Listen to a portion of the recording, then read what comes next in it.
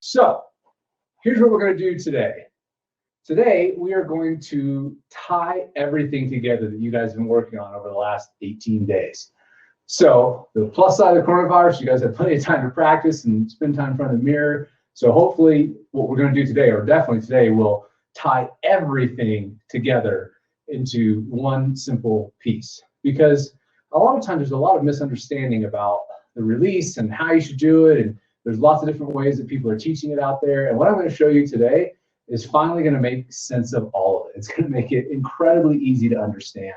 And what I really want you to take away today is see how everything ties together into one simple package. And the release is a big part of that. One thing I want to make clear is that, and hopefully I've emphasized this enough, that if your body is moving correctly, if you have the right sequence and the right load and the right muscles and moving things in the right time, then the release should actually be a byproduct of moving your body correctly.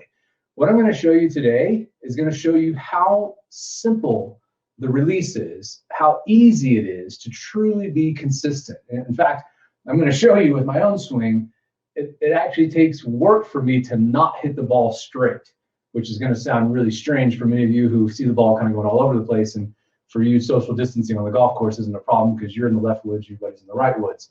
But today we're going to start to understand how we get rid of all those inconsistencies, where true consistency really comes from, and how it all ties together. So, does it sound good? Sound like a plan? You're going to be really consistent after this, hopefully.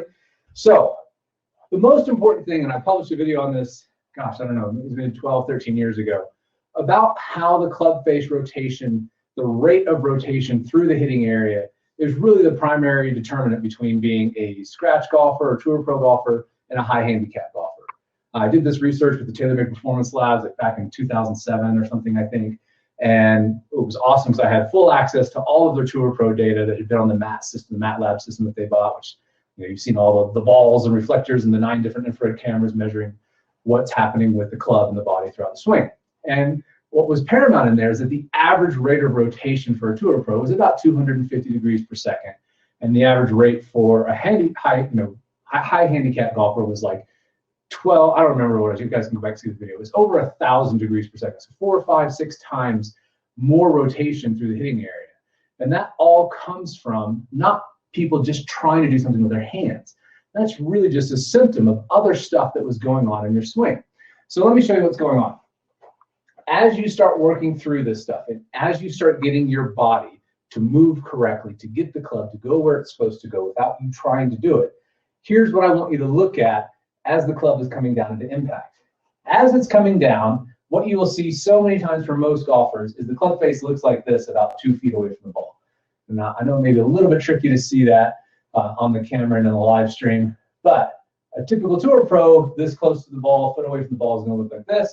Amateur's going to look like this. And from face-on view, it might be a little bit easier to see. Tour pro is going to look like this. Amateur's going to look like this. And the reason for that is how your body is moving and what sequence you're moving your body in. Body including your arm. So any part that you can control that's attached that you have muscles on, if you're moving it incorrectly, that's going to affect how the club is coming into the impact area right before it strikes the ball. Now, if you're coming in with that face open halfway down, like most amateur golfers do, then you're going to have to try and do something with your hands to save that shot. And that is impossible for anybody at any level to do consistently, much less even just doing it from one shot to the next. So the trick is you have to understand that if you're moving your body correctly, that club face is going to be relatively very quiet through the hitting area, and about a foot or two behind the ball is when you can start seeing evidence of somebody who's going to be a consistent golfer, who's somebody who's not going to be a consistent golfer. So let's talk for a minute how this is impacting the release. The release can't happen naturally unless your body moves correctly. It's that simple. You will have to manipulate the heck out of that club face in order to get the ball to do anything remotely like what you have in your head thinking you want it to do if your body's out of sequence. Let me show you. So let's say most golfers, we'll talk about a couple of really common examples. The average golfer picks the club up with their arms and then hacks down with a steep motion with all arms, no body movement, no core, no legs whatsoever. And as they do this, this causes the club face to work essentially straight up and down, and there's very little inherent rotation in the face. So as they come down, looking halfway down, they're looking like this. This can also be a byproduct of a bad grip, a bad setup, and so on. And so as you get here, now you've got to try and flip it coming down. Same thing is true for people who tend to do certain things, like stuff you guys have been working on, learning how to get that left arm to work nicely, to let the club release. You can do too much of a good thing. And I see this quite a bit in golfers who really try to put too much power into that left arm. You're making it impossible for the club to release. The left arm is purely about control. You are trying to have control over that club face at a very finite level with your lead arm, and that's it. It's not there to produce power. That's what your right arm's job is to do. That's what your body's job is to do. And when you get these things to work nicely together, then everything starts falling into place. But as you're working on these left arm only drills that Chris and Craig have you working on, and you're trying to hit the ball really hard with your left arm and your follow through in these drills looks like this, you're missing the entire point. You should never, ever try to hit that ball hard with your left arm because you won't get the club to release. Because again, you'll be pulling like this with your left arm or with your shoulders, and the club face is now doing what I was talking about earlier, where it's coming in open, and then you've got to try and save it. And then of course the release is pretty darn tricky because now you are trying to actively release the face. It's the last thing on earth you ever want to try and do. So how do we get all of this stuff to fall into place and get where the club is supposed to be coming down, squaring up naturally without me having to do any monkey business to get it to square up and release? And that's what I'm going to show you now. So here's what it should look like. As I'm coming down, I'm shifting to the left. You see my little squat to square move here, beginning to post up. My arms have really done nothing to this point. And now, as I get right here, as the club begins to release, as I begin to let that right wrist release and my right arm to accelerate the club, look what happens to the club face. It goes from being square to instantly shutting. Now, I can instantly botch this by pushing my right shoulder. Now the club face stays open. I can pull too hard with my left shoulder. I can push too hard with my right leg. All kinds of things can throw this off.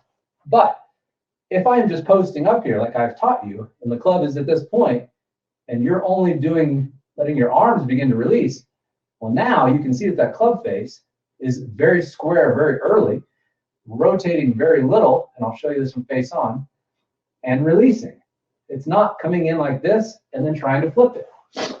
Face on, you will see the same thing. So turning, left, post up.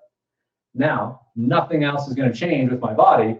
I'm just going to use both hands, the left hand to guide the control, the right hand to begin to apply force, and now the club face is square. And I would have to do something to keep that from happening.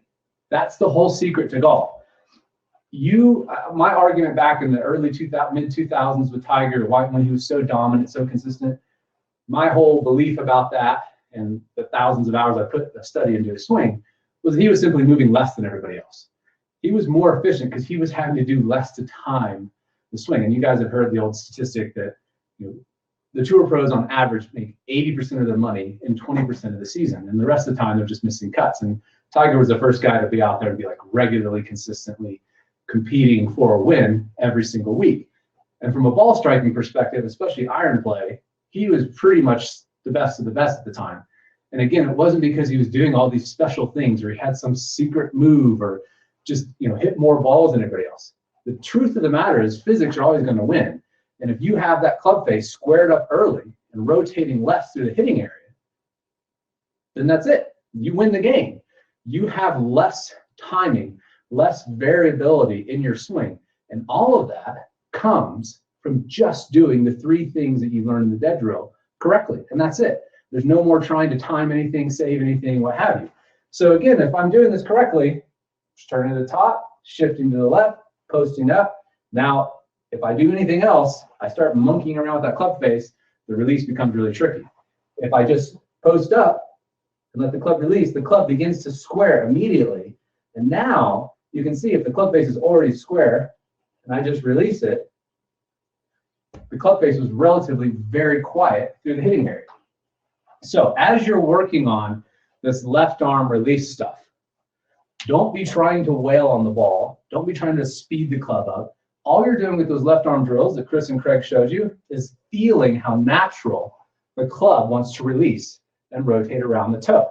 But you can't really add any speed to this. That's kind of the point. You can go a little bit faster if you do it with your whole body, and maybe you can get 70, 80% of your normal speed, maybe 60%, whatever, it doesn't matter. Without that right arm on there, the levers of the right arm, the transfer of energy from the trunk through the right arm, the angle in the wrist in the right arm, you'll never have any speed, and there's no point in trying to produce it in there anyway. So left arm, chill. Just let it release naturally. That's not the only thing that needs to be involved in order to get the club to work properly. Once you put this right arm on there, and you begin putting it all together and beginning to get ready with that throw the ball drill, well, the club face is squaring up early, very quiet, and then all you're doing now is getting that right arm and left arm to play nicely. You felt the left arm, how the left arm is swinging, and the toe of the club naturally wants to rotate. As long as you're not trying to hit the ball hard, that becomes very quick to feel. So you don't need to be an expert at hitting balls left-handed. That's not what we're trying to teach you. The left arm's job, once you can get the feeling where the club's no longer doing this kind of stuff that you may get in a bad habit of doing, flipping it, ripping your shoulders through, and you're just learning how to move your body to get the club to swing, you're good. You don't have to be able to do 50,000 reps left arm only. You're not trying to become a left-handed golfer. The left hand is there for control. It's there for influence. You're there making slight little changes if you want to manipulate ball flight and what have you, and de-lofting the club face. The right arm's there. Once you put the right arm back on, now this left arm feels a lot easier to control the club, and you're able to transfer energy from your body to that right arm for speed. So putting this all together, as you're going through your practice at home, adding the release in the ball, what you're doing, again, left arm, it's mostly just chilled out. It's just swinging. I want you to get a feel for how this toe rotates around the hosel. Then the same thing is true of the right arm. As long as, again, you're not doing things that you probably are really bad habits of doing that so many golfers do, where they flip it like this and they try to hit it with all their arms. We're hitting it with our body, and the arms are the last piece of the puzzle. And they're just really, again, that fine-tuning, adding control and stability to the club and the speed. But as you're doing these drills, I want you to go through some checkpoints. First of all, and